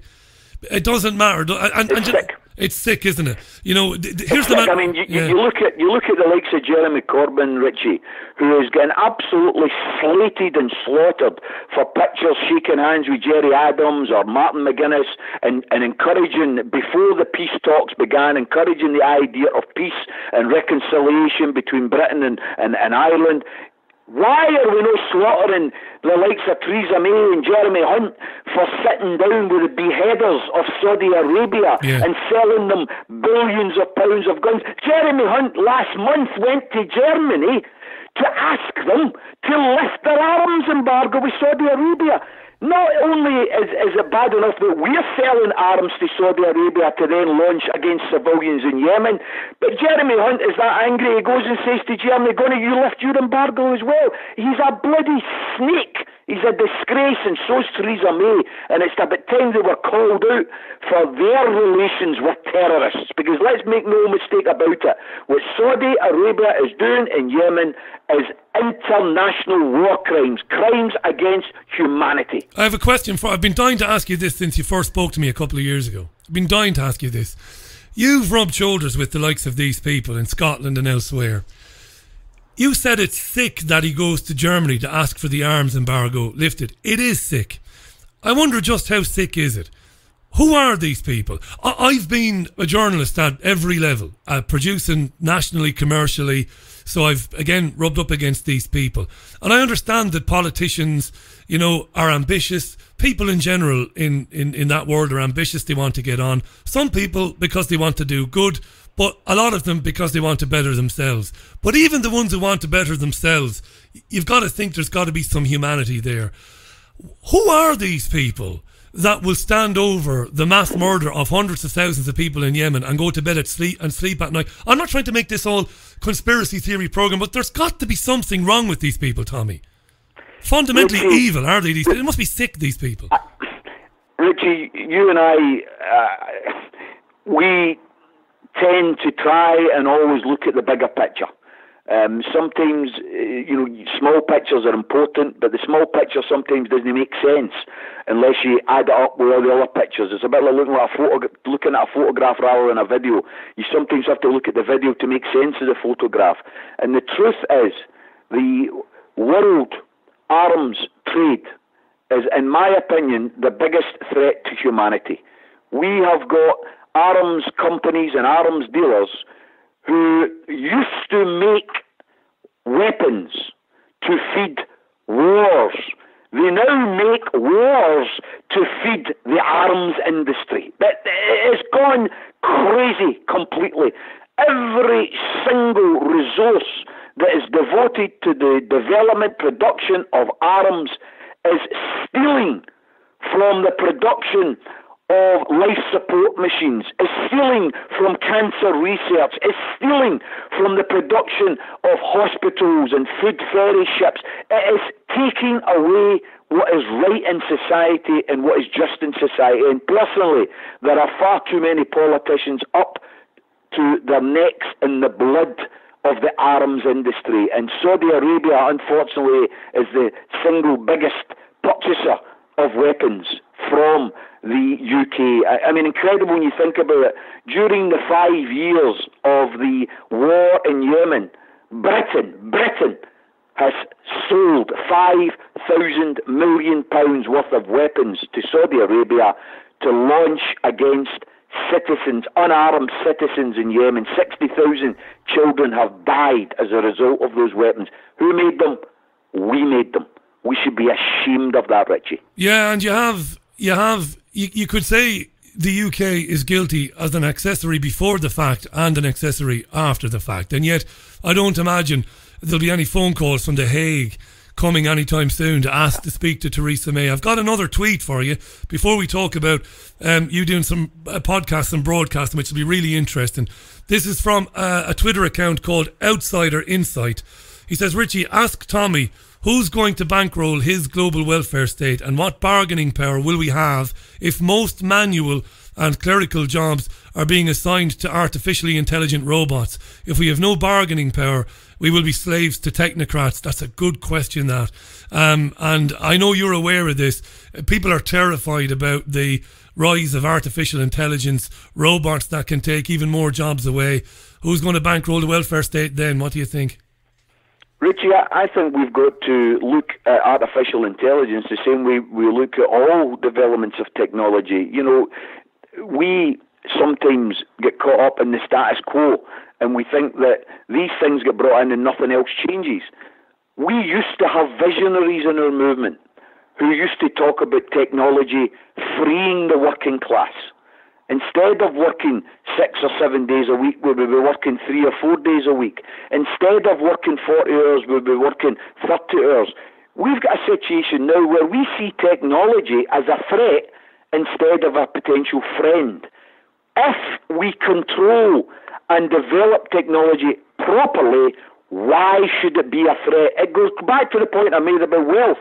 It's not the amount of wealth that's the problem, it's the distribution of the wealth that's the problem. It's not the technology that's the problem, it's who controls the technology that's the problem. And in relation to the Scottish situation, I think the tweeter may have been making some reference to what will happen in an independent Scotland.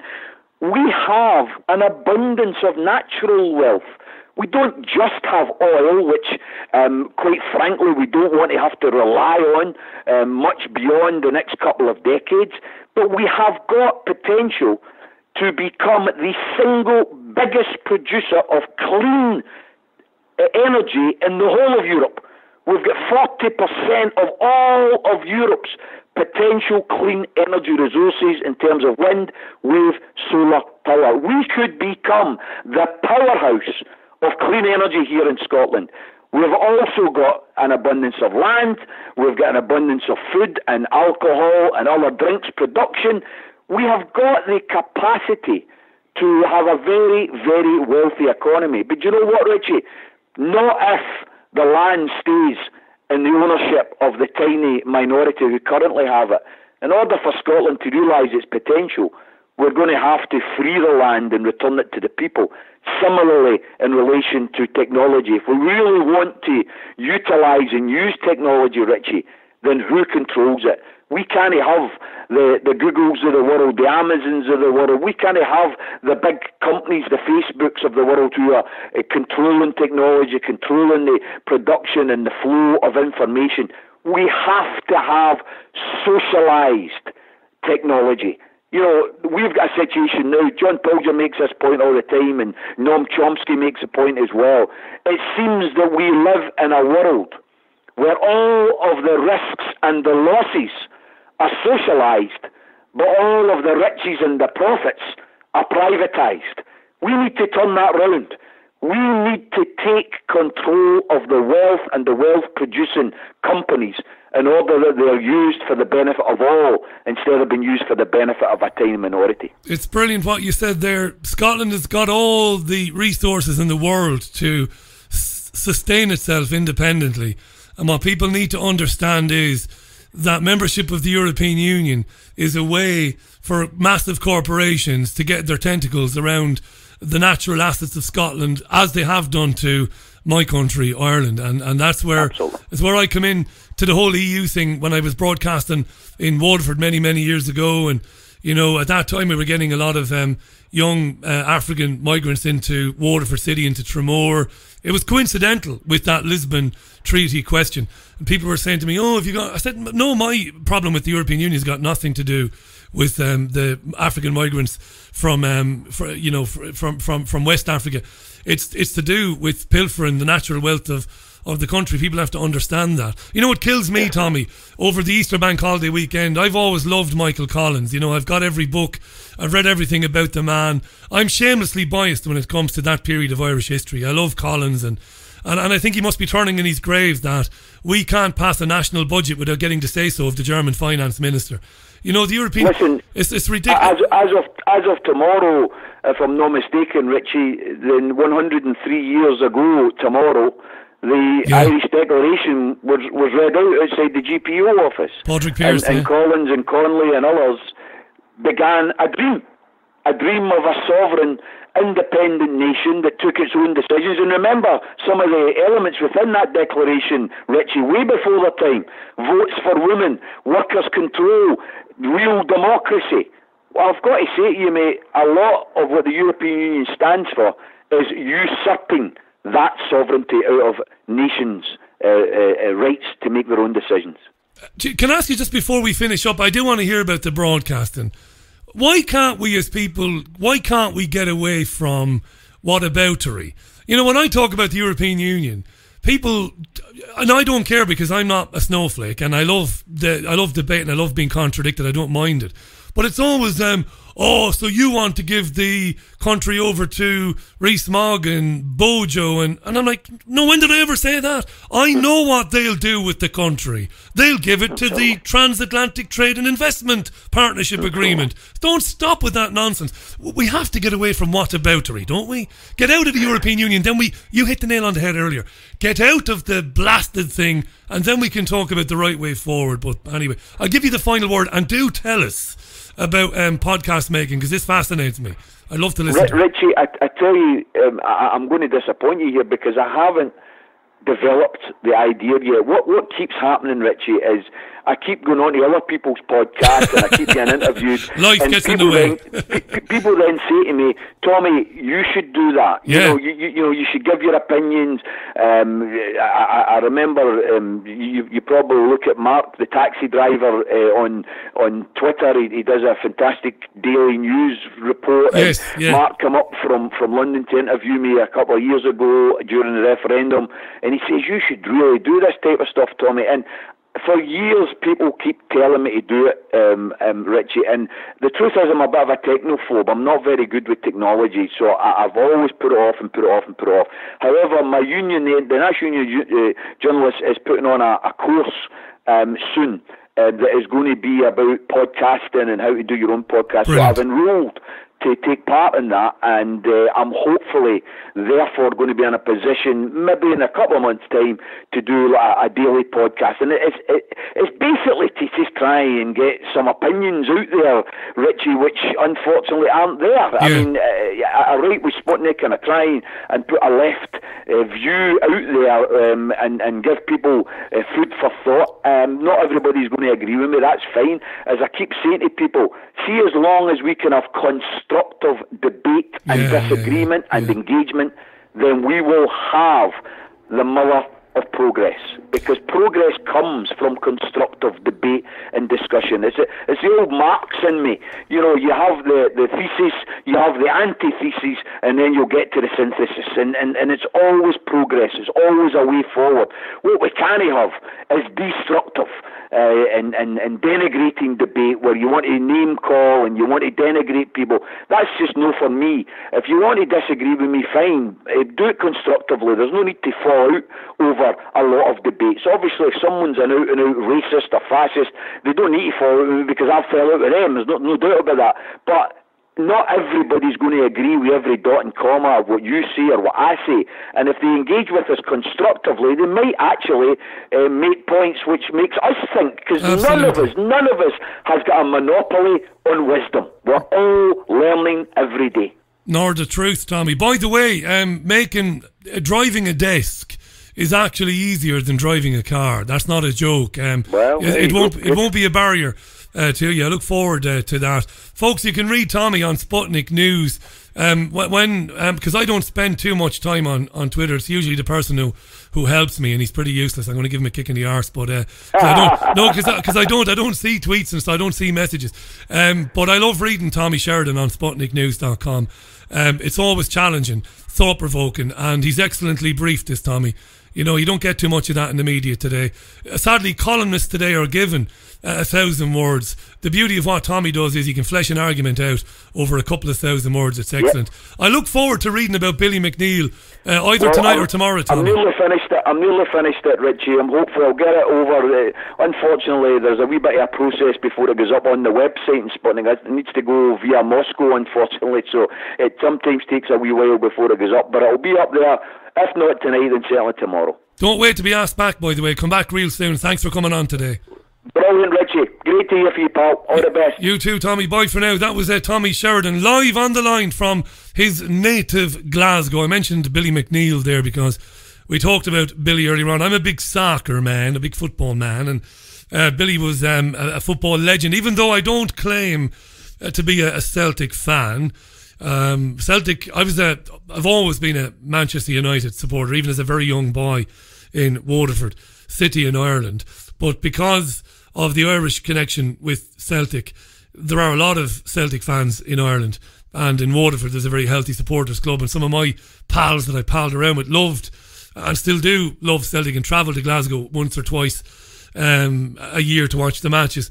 And Billy McNeil was part of that unbelievable Celtic team. And you know, you might, Richie, why are you talking about sport? We don't do sport here. But the fascinating thing about that era of football players was these men didn't earn 200 times or 1,000 times the average wage. They didn't. Their wages were higher than the average working man or woman, but not that much higher. They didn't live in mansions. They didn't drive sports cars. And that Celtic team was the first team on this island to win the European Cup, which until then was dominated by Real Madrid and Benfica, but mostly by Real Madrid. And Celtic won it with a team, they beat Inter Milan in Lisbon, with a team where every man on the team was born within 30 miles of Glasgow. Can you imagine it? That's just, it's unthinkable today. You know, I'm not whinging now about the fact that, you know, we've got players from all over the world, from Africa, from the Far East. Not at all. But to think that those players all came from Glasgow or the suburbs of Glasgow and dominated European football that year, it's an amazing thing. It's not a sectarian thing. I don't support Celtic. I don't, have any time for, to be honest with you, I don't see a lot of Scottish football because I generally watch Premier League football. But that's why we talked about Billy McNeil. He was unwell for a time and he passed away earlier today, and there will be something about him because he was more than a footballer. That's the important point to make. He was more than a football player. Hi to Samantha Jordan. How you doing, Samantha? Richie, I enjoy listening to Tommy. He does speak a lot of sense, says Samantha. Thanks, Samantha. John tweets, even Winston Churchill had great admiration for Michael Collins, one of the world's great men. Rest in peace. Assassinated at Bailnamlaw in Kirkig in County Cork, of course. William tweets, I am a big fan of Tommy. The man speaks a lot of sense. Here's to Scottish independence. He says, hashtag yes we can. Independence must, of course, mean real independence. It must mean a Scotland that is independent of not only London, but independent of Brussels as well. Yeah. There you go. Shall we have a quick rundown? Just a quick, before we run out of time, a quick rundown of what's been making the news today. If you missed Tony Gosling earlier on, Tony was excellent talking about the attacks in Sri Lanka on Easter Sunday, which have killed 321 people and wounded 500. Ranil Wickremesinghe, who's the country's Prime Minister, is saying the attacks couldn't have been carried out without links to terror groups abroad. He's saying that, but the government is blaming a local Islamist group called National Tawheed Jamaat, National Tawheed Jamaat, NTJ. Fascinating listening to Tony Gosling there. Positing, there's a great word, positing, supposing, or putting forward the theory that it is a problem, reaction, solution thing to harden factions against one another, not just in Sri Lanka, but around the world. Christians against Muslims, a religious war as a pretext to looking at starting a conflict or starting the process of trying to remove the Iranian government in Tehran as one of the possibilities. Really interesting to hear Tony Gosling. It's not that I hadn't considered it, but I haven't been following that particular story much over the weekend, but fascinating to talk about that earlier on. Also talked, of course, about Northern Ireland and the death of the journalist in Northern Ireland over the weekend as well in Derry, and what might have been behind that and what might have led up to that. I'm talking about Lyra McKee, of course, the 29-year-old journalist who was shot over the weekend on Thursday. It was in fact on Thursday night. Now, what's interesting about that is that the new IRA is apparently claiming responsibility for it. But again, Tony Gosling, who is an expert really on the intelligence agencies of the UK, is asking the question, well, what is the new IRA? Who is it? What's driving it? Who's running it? And why would anybody? Why would he's asking I'm not saying I am endorsing it and that I'm totally agreeing. I'm not saying that.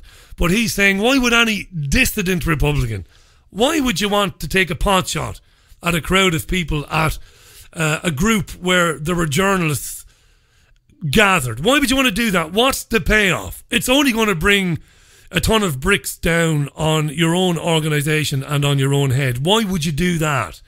And that's a plausible question. And I don't know the answer to that. Deep state involvement, maybe. I don't know the answer to that. I couldn't rule it out. With the BBC, I know, the British bullshit corporation is reporting that the new IRA has taken responsibility. You know, whatever is the truth, a young woman went to work to report on the incident in Derry, in that area, and was killed for it. Dreadful. Absolutely dreadful. A lot of coverage of Greta Thunberg. She's been meeting with Ed Miliband, God love her, and that, what's her name? The Liberal Democrat woman. She's Alan as well, is she? With the glasses. I can't think of her name. It's been a long weekend. It's been a long weekend. She met with Caroline Lucas of the Greens. She met with Vince Cable. And I can't think of that woman, that Lib Dem woman. I can't think of her name. It's just escaped me. Greta Thunberg, who came from nowhere to be meeting everybody in the world to tell us all that if we don't reverse our CO2 emissions, we're all dead. Danny tweets, Richie, were you not praising Mr. Sterling for his response the other night? I was. That's Raheem Sterling. Yes. Black football players shouldn't leave the pitch because a half a dozen yahoos, motherless dickheads, are making monkey noises at them. Those guys are proper arseholes. And I guarantee you there will be a number of other guys standing behind them saying, if you don't stop doing that, we're going to kick the living shit out of you. We police ourselves, right? So I love that a obviously intelligent, articulate young man who happens to be a brilliant footballer says, don't walk off the pitch, ignore them, beat them, laugh at them and collect your massive paycheck. You know, why not? You know, don't leave the pitch. Don't walk away. Faisal tweets and then we'll wrap it up. Faisal says, I know many Sri Lankan Muslims and they are most closely intermarried with Christians more than any of the majority ethnic groups there. They would never be involved in this, says Faisal. Thanks, Faisal. Tony Gosling definitely takes that point. I don't mean Caroline Lucas, no, the other one. No, the Lib Dem, they're saying she's going to take over from Cable. The Lib Dem, she's got glasses, long hair, big shiny pearly teeth. I can't think of her name. It's been a long weekend. Listen, look after yourselves and one another, right? Join me tomorrow, right? Because I will have G. Edward Griffin on and I will have Piers Corbin. Thanks to Tommy Sheridan and Tony Gosling. I've been Richie Allen. It's great to be back. See you tomorrow. This is Morrissey. Love this. There's gonna be some trouble